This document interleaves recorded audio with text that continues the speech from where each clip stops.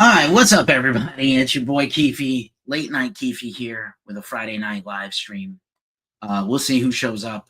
Kind of semi-planned, semi-not planned. Heretic NC is here. What's up? What's up?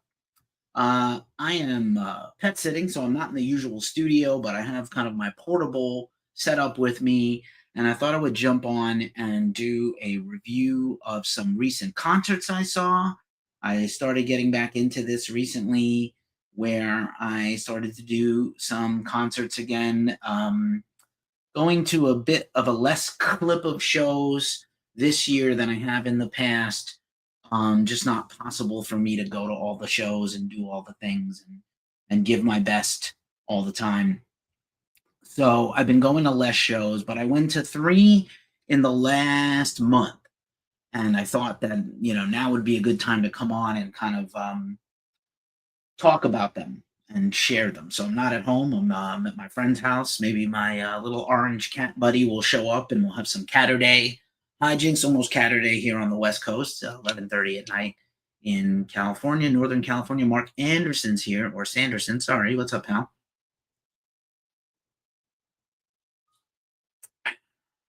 Gotta have my beverages. Gotta have the bev. Don't forget the bev. Never, never, never. But yeah, I thought I would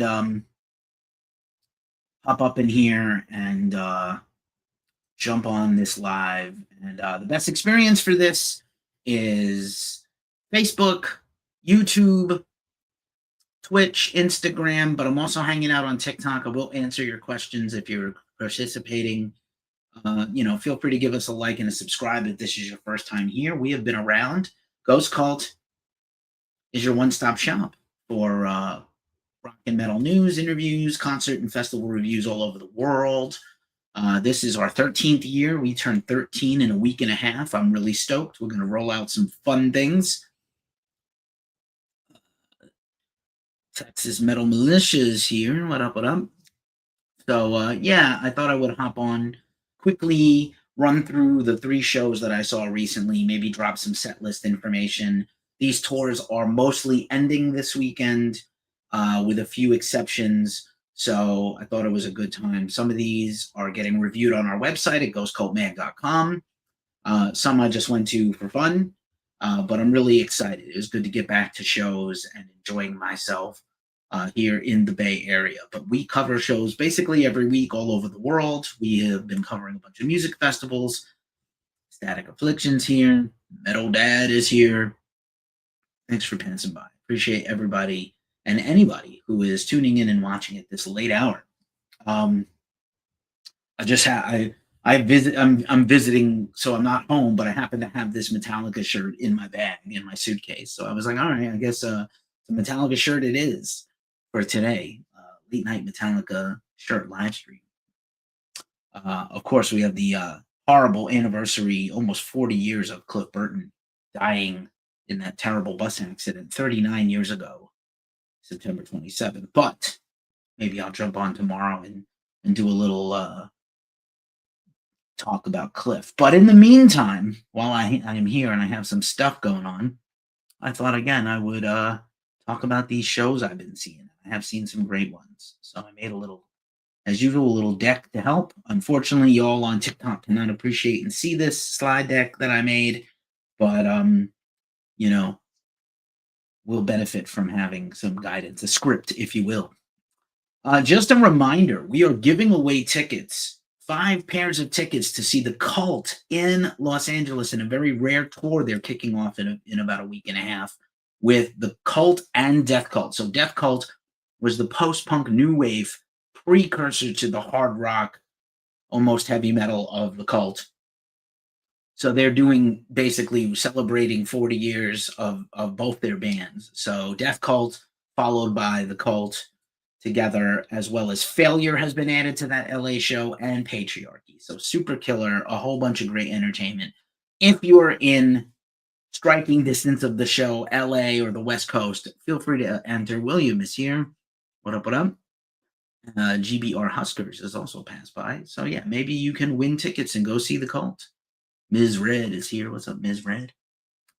So you can link to that's in the description. Also, just a reminder, we are not corporate backed, so we do appreciate tips. I will drop the tip menu where you can tip us. Hold on 1 second. Feel free, if you're feeling tipsy, to drop us a tip. I am not opposed to listening to your song. If you want to jump on YouTube and drop me a comment after you give us a super like or a super thanks or a tip. But in the meantime, let me drop a comment here with the tip menu. You know, we appreciate it. Buy us a coffee on Ko-fi, Cash App, PayPal, Venmo. And yeah, let's see if I can pin this. Pin the comment. Word. Sometimes TikTok, you're okay. I don't hate you. So that's our tip menu. And if you're watching everywhere but on TikTok, you can jump in the Cash App. I had a brain fart there for a second. Also, just a reminder, we go live a few times a week. We have band interviews multiple times a week. And we have our interviews on YouTube, especially the full-length interviews are on our podcast and YouTube several times a week. So I went live Wednesday night and I did a big discussion about Gore and the First Amendment and Jimmy Kimmel and freedom of speech and satire and Charlie Kirk. And then I did my weekly live stream last night. You can go check out after you're done watching this. You can go check out all our content, which I appreciate. Would be very cool if you did. It'd be cooler if you did. All right. And let's see what else. I had my weekly live stream yesterday, so that's fun. Again, I'm in my pajamas here and in this Metallica shirt. Since I'm not at home, I don't have my usual gear here, but I managed to make do with this portable setup. I'm pretty proud of me. Ginger is here. HH is here. Quite a few people are watching on YouTube and Twitch, which is kind of fun. So let's get down to business. Why are we here? I'm going to talk. I'll embiggen this picture. We're here to talk about the Sword, Wardruna, and Baroness. I saw the Sword at the end of August. They are just wrapping up their U.S. tour, their second leg of their comeback tour. They played Levitation Festival tonight with Mastodon and Acid Bat. They were third on the bill. The big Levitation Festival in Austin. We will be covering them in St. Louis this weekend. I imagine we will get a review of that up on the site later next week. The Sword, were broken up basically for several years. I had interviewed the band right before the pandemic Lovato, and they've kind of slowed down, and I think they were kind of coming to an end anyway. They were going on hiatus no matter what because they were not having a good time as a band. But then they, a couple years went by, and then they released a cover, and they announced they were going to come back and do some limited shows and festivals, maybe record a new album. They had 2 big anniversary records come up. So the Warp Riders was the first one that's 15 years old. And Black Raven Mark is here. What's up? And so the Sword went on tour where they played all of Warp Riders in its entirety, as well as a bunch of their other hits. So what a great opportunity. They basically had the same lineup since, about the same time as Warp Riders, maybe 2011, 2012. They had the same lineup. Only the drummer has really changed in the band. And they were. It was a very hot night in San Francisco at the Great American Music Hall, where I see many shows, and I also saw Baroness recently. Earlier in the year, I was there to see Cavalera play all of the Schizophrenia album, which was pretty rad, as well as some other earlier hits and classics from Sepultura. And Full Metal Jackie's passing by. What up? Much respect. So the Sword live, man, they were phenomenal. Didn't really talk much to the crowd. Just showed what you can do with muscular stoner rock riffs and good lighting. They really didn't interact much. They didn't say too much. Just, hi, how you doing? Good to be here. And they basically opened up the set with some jams, played a few 4 or 5 songs, did a really cool David Bowie cover they've been doing live of Space Oddity, but as like a stoner doom song. And then they played all of Warp Riders, like really without a break. The whole stage ended up being covered in kind of red lighting, which is not great if you're photographing them. but phenomenal atmosphere, right? And they just played jam after jam, and people were really hyped for it. They had like special Warp Riders 15th anniversary posters and vinyl that they were selling. Sometime I think they had some signed vinyl. They had some shirts. I got a sword shirt that I showed off on some other recent podcasts I do, and they played all of that. Then they kind of took a little bit of a break, and then basically came out and did an encore of like 5 or 6 more songs from their other, Age of Winners and their other stuff. Talked to the crowd, thanked everybody for coming back out. It was nice to be back. So I think we're going to see the sword play into next year doing Warp Riders and then probably another anniversary set of tours. The going has been good for them. It was a sold out show. It was hot as fucking balls. Michael says his favorite drink is Dixon cider. That's killer. I'm having a liquid death. That's kind of the trademark of us. These tall boys are going away, and I'm not a big fan of the stevia they're putting in the liquid death now. But I do have a cherry obituary here, and then if I run out of refreshment, I have a Trader Joe's sparkling cider. I love beer. I have a beer podcast, but I'm not drinking a lot of beer these days because of some medical issues I'm having. But yeah, man, the sword is absolutely fucking killer live. It's kind of like they never broke up. They just hit it right back like they used to be, tight and fun and just groovy, and a lot of old heads in the house. The sword does seem to have kind of a skew to kind of some older fans, which I think is kind of fun. And yeah, man, it was an absolutely great night. They played for like an hour and a half. So let me I'll go through, if you guys are interested, the sword set list from that night.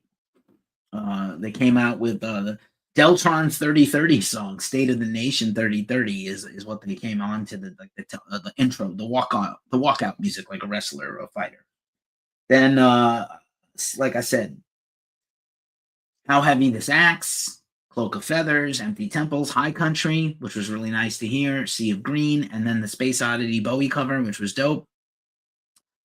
Vika Mesquita is here. What's up? What's up? And then see if anybody, just before I'm looking on the screen. Hey Ken, what's up, buddy? Late night edition. I'm here doing some concert reviews. I'm cat sitting at my friend's house, so I'm not home, as you can see. And I thought I would jump on and do a review of the 3 shows I have seen in about the last month. The Sword, playing all the Warp Riders, Wardruna, which was unbelievable, which I'll talk about next, and then Baroness doing all of Red and Blue. So again, here is the sword set list. Again, Space Oddity, and then all of Warp Riders, basically track 7 through 16. Acheron, Unearthing the Orb, Tres Brujas, Arrows in the Dark, The Chronomancer, Lawless Lands, Astrea's Dream, The Warp Riders, Night City, Chronomancer 2, and The Night the Sky Cried, Tears of Fire, which was absolutely fucking fierce. Then they came back again for the encore, Farstar, Daughter of Dawn, and Freya. Freya is one of the best metal songs of all time, on top of how great some of this other stuff, How Heavy This Axe. It's like you immediately, as soon as the riff kicks in, the band, what they're known for. Is really fucking fresh. I have to say, I was really impressed. So that was the sword. I went with my homie. A shout out to my homie Jorge from my band Angst. Check us out at Angst Music SF on social media. We took a little bit of a break for the summer, and I think Jorge and I are going to get together in the studio soon and start working out some more songs and go through some riff tapes and riff recordings we have, basically, and try to piece together some more jams and see how that goes. And so, yeah, I just went basically as a fan. We're covering the show formally this weekend in St. Louis. Nick Cameron, who I do the Glacial Musical Podcast with, is going to review it. Might have some photos. Citizen Baslam is here. And Okor Tenemi is also passing by. Good to see you. Good to see you. Thanks for being here. Sometimes sometimes I'm able to give some advance warning, and sometimes I just go live when the spirit moves me. Maybe it's not as strategic as it could be, but I don't know. I have fun doing these, so thanks for humoring me and being here. Just a reminder, again, feel free to drop us a tip in the tip menu, especially any of y'all on the main channels. Looks like Instagram did not get the host. Let's see if this works. There we go. There is the live stream menu. If you feel like dropping us a tip, there you go. Hey, it's $ Ghost Cult Mag on Cash App at Ghost Cult Mag on basically all the ads. Wasted the Bandits here. What's up? What's up? So that was the first one. Then I went to like a week and a half later. I went to see Wardruna. So this photo of Wardruna, unfortunately, again, y'all on TikTok can't get it yet, but and I think at some point I'll do a live stream about the future of TikTok. TikTok, whether it's going away or you're going to have to get a whole new app to use TikTok in the USA. This bears watching. But I saw Wardruna at the kickoff show of their current U.S. tour. They played tonight in New York City, which we had a reviewer and photographer at, my man Dante Torrieri of Useless Rebel Imaging. And he's going to do a formal review and photo shoot. This photo, if you're watching this, is from Red Rocks. We got to go cover Wardruna and Chelsea Wolfe on their first leg of their tour for the Burna World Tour. New album out in January that came out already. At Red Rocks. I wish I could have gone. I certainly was invited to go. I just couldn't make the trip. It's been a complicated year for me health-wise as well as some other things. So, but yeah, Wardruna, man, was pretty unbelievable. Chelsea Wolfe opened, went to the Paramount Theater in Oakland for the very first time. It's this great old school theater that's been completely restored. Incredible sound. Pretty comfortable, beautiful place. Merch options were aplenty. Chelsea Wolfe, they start. I know I'm getting old to a certain point. My birthday was recently. I think Ken knows that because he's an everydayer. I know I'm getting old when I'm super excited that a show starts on time, the bands get on and get off when they're supposed to, and the show gets out at like 10:30. I was never so happy. I know I'm officially fucking old. So Chelsea Wolfe hit the stage right at 7:30. And she was magnificent. It was just her and Ben Chisholm, who's her co-writer and producer of all her stuff. And she mostly did her acoustic stuff where she played guitar and with a little minimal backing of piano and sound effects. She did do one industrial metal song. I think her solo acoustic stuff just kind of goes better with Wardruna's set probably. So I understand that totally as a choice. It's a very good choice to make. And then I think she got off right on time, and 30 minutes later, Wardruna took the stage, and the lighting came up, and they put on a marvelous show. It's really incredible the amount of sounds the band can make with just 7 people. Corporate Brews is here. Stacey Lee, yes, is here. Thanks for being here. Feel free to give us some love, show us some likes and hearts and tips and whatever you want to do. Send us some gifts, whatever you do over there on TikTok. So yeah, Wardruna was pretty incredible. Just absolutely, moving this Norse pagan music. For whatever reason, metalheads love this stuff, this true school stuff. And, I can't say enough good things. Audra Holcomb is here. Lisa is here. I can't say enough good things about Wardruna Live. We were very honored to partner with them to promote the tour. It was really great. I got to go. We sent somebody out today. We've covered them in Europe. I've gotten to see Wardruna all over the world. It's been pretty amazing. Again, if you've ever seen the TV series Vikings, which a lot of people seem to love, or you are familiar with Assassin's Creed Valhalla, Einar Selvig or Wardruna contributed to both of those soundtracks. I think Vikings has just recently seen a 3-volume release of their soundtrack stuff. I really would love to get it on vinyl. So just really quick, I'm going to blast through this 16-song set for Wardruna, starting with Crit Raven, which is White Raven, their previous album, Hartan, Skuga, Solringen, Heimtutters, Rido, which is their huge popular song on streaming, Liefjeberg, which is also a big song, Volupska, Skaldic version, which Einar has done solo as well as with the whole band. Let's see, Tyr, super popular song, Isa, Gra, Berna, which is the title track of their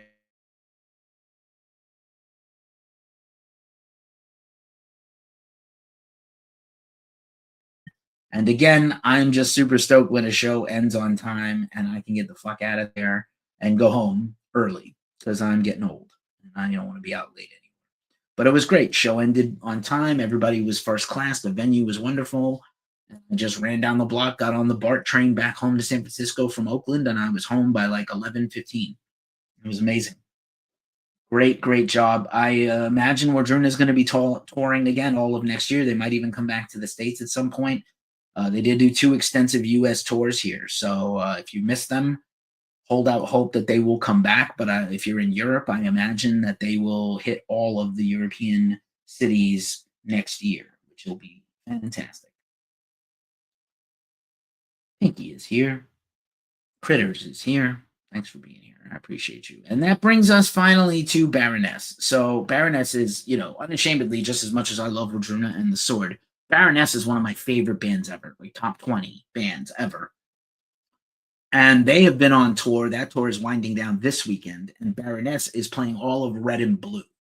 So I saw Baroness last week on my birthday. Happy birthday to me. And I got to go jam out and watch them do all of Red and Blue again at Great American Music Hall, where I saw the Sword a month earlier, about 3 weeks earlier. Mosh Pit Madness is here. Jay Clark is here. Lolly is here. What's up? What's up? What's up? So yeah, Baroness was incredible.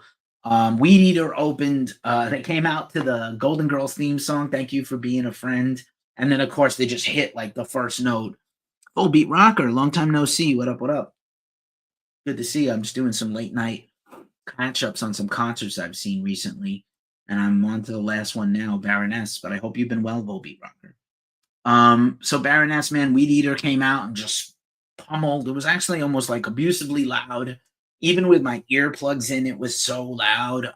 It was really kind of hard to just enjoy it. But like the people were moshing and really receptive. Weed Eater hasn't really put out a new record in like 10 years. And I don't know if they're going to do another one. Because maybe they should and maybe they shouldn't. I know that one record continues to sell. That one record they did for Season and Mist 10 years ago. It'd be cool if they did a new record, but maybe this is all there is for them to just keep going out and doing what they do well, and just that's it. And what's the point of maybe putting out a new record? Starshine is here. What's up? What's up? Maybe it's too much work to do. Maybe it's too much work to do a new record at this point in their career. I don't know. But so Weed Eater was amazing, and then Baroness, it was a lot better sound. They changed over to Baroness's set, and they played all of Red and Blue back to back. And they, unlike the Sword and kind of Wardruna, also greeted the crowd, and it's a little more energetic show because everybody is wearing traditional costumes and playing these ancient instruments, and Lindy Faye Hella sings and dances around. But Baroness is like one of the best and most professional bands ever. They've had this lineup basically for 10 years, a little more than 10 years since Gina Gleason came in the band. And they were just unbelievably great. They played all of Red, talked for a little bit, welcomed everybody. They did not acknowledge, I think they did it at another show, and they certainly did it on social media where they mentioned the recent passing of one of their founding drummer, Alan Blickel, who died. I met him and saw them a bunch of times with him back in the early days of Red and Blue. But they were already kind of processing their stuff and moving forward. So no diss there. But it's enough to play this music like well every night and perform, and just absolutely everybody's singing along. Baroness also always has great merch. As you know, the front man of Baroness, John Dyer Baisley, paints all the album covers, shirts, everything. So there was original artwork on sale. There was a special Red and Blue tour poster. There were Red and Blue tour shirts. There was some autographed vinyl for pricey amounts. I have all the Baroness records on vinyl, so I don't need new ones, or I don't really buy multiple versions of the same thing I have already. I just find that I don't do it. Just not a thing for me to rebuy the same thing over and over again, except for Sleep for some reason, because there's been so many remixes and different versions. I've bought new ones over and over. So, yeah, man, Baroness, they took a little break. They thanked the crowd for coming out. They went back to finish Red. They took a little bit of break. All the lights were red, and then they kind of transmuted all the lights to blue, and they started playing all of Blue, and you could tell the people were even much more hyped even for Blue than Red, which is fine. because Blue was like the Decibel album of the year. It was one of the Ghost Cult albums of the year. Um, I've given like very few 10 grades in my whole career as a reviewer, and Baroness has two of them. So, I mean, I am a little biased as I'm giving you this review, but it was a pretty incredible show. Great guitar work, great harmony singing, played everything. It was pretty incredible. Bassist Nick Jost played a little bit of keyboards. Sebastian Thompson, their drummer, is just a beast mode dude. So let's just quickly do the Baroness set list also for you, just in case you're interested and excited.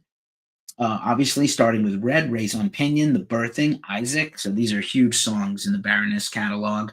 Wailing, Wintry Wind, Cockroach and Fleur, Wanderlust, Elf, Heath of a Cogwheel, O Appalachia, and Grad. And one of the things about Red is they have repeating theme music that comes in and out a few times. So it's pretty fucking phenomenal and very heavy. And at the end of Grad, they held that last note of Grad for like a very long, poignant period of time.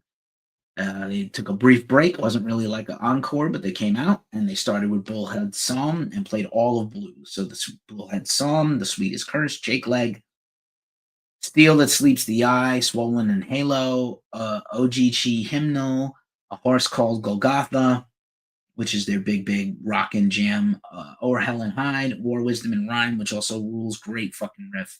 Black Powder Orchard, The Gnashing, and Bullhead's Lament to close. So I wonder, Baroness is, I imagine, going to work on new music at some point, and I wonder if this revisiting of these classic albums will influence the new music. But they're always a band that doesn't repeat themselves. They make Baroness music, but they doesn't seem like they make the same stuff over and over again, which is super cool. So yeah, unbelievable show. And I got, again, a great way to celebrate my birthday. I did get a shirt there. My dear friend from San Francisco, Lori, was there. You always see pictures of me with her dog Django. Lori is one of my best friends and concert buddies. We go to a lot of stuff. And yeah, an incredible night. Just a really good time for me. These shows, I really haven't been going to a lot of concerts as much as I used to, but these three were pretty enjoyable. So look out for our review of Wardruna in New York City. Look out for my review of Baroness in San Francisco on Monday on the site with photos from my friend Anita Frausto and Ghost Cult correspondent Anita, who she does a lot of stuff, a lot of death metal and grindcore and stuff, but also comes out and shoots shows that I review. Skinwalker's here. What up? What up? Tara Solomon is here. Good to see you. Good to see you. So yeah, man. Just wanted to kind of jump on late and say hi to everybody and talk about these shows I've been seeing. This show will be a podcast. You can check us out if you like podcasts on the Ghost Cult Magazine podcast, wherever you listen to podcasts. I enjoy doing these live streams. Tomorrow is, I did a Cliff live stream talking about Cliff Burton at the top of the show. I did do a Cliff Burton live stream earlier in the year. I'd rather celebrate that he lived much more. I'm sad that he passed, but it's great that he lived and was an early leader of Metallica along with the rest of the band. So we'll see if I have time tomorrow. I usually try to take Saturday off. But yeah, thanks for tuning in. Those of you that did, if you're watching this on a replay, again, if you enjoy what you like, give us a like and a sub. I am going to launch memberships this coming week where either our newsletter or our YouTube subscribers will get a private live stream from me every week, as well as some other private content and access to me and my commentary. So thanks for being here. Once again, I'm Keefe at ghostcultmag.com. Check us out. We don't really take any days off, but I do my best. Thanks for being here. We'll bring you all the news and other stuff and interviews next week. Thanks for being here. Peace.